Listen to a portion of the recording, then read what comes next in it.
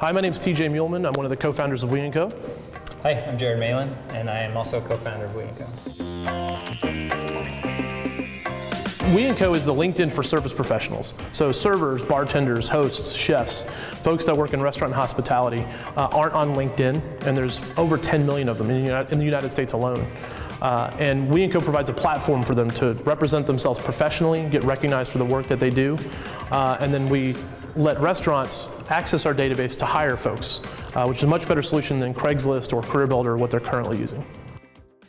So I would say figure out what you're good at. In a startup, there's only so many different roles that are really valuable early on.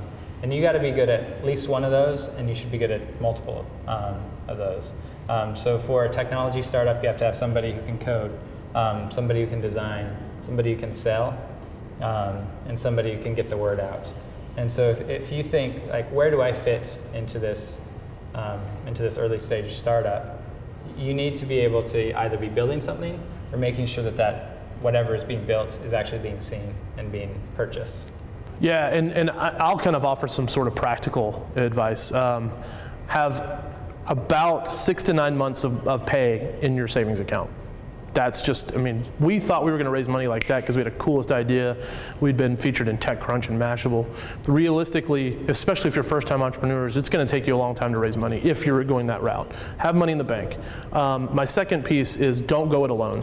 I know so many founders who are like, I can't find that person, so I'm just going to do it by myself. And that's a lonely road, and it's so hard.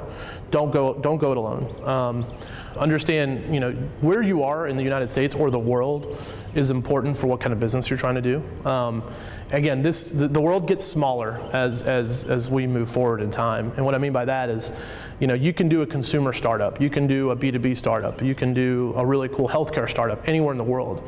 But who surrounds you and what kind of ecosystem you're in will help dictate your level of success. And what I mean by that is, if you're in New York or San Francisco, your likelihood of being a really cool consumer play like a Foursquare or Facebook is much higher than if you were in Atlanta. Whereas here we do really, really well with information security and business to business. So I would say, be mindful of where you are in the world in terms of how you're going to start your business and who surrounds you. What kind of ecosystem is around you? And in Atlanta, you've got Georgia Tech, Emory, and the ATDC, which are all great resources, but they're very good at producing certain kinds of entrepreneurs. And that's changing, but that does help where you're going and how you're doing it. And be mindful of that.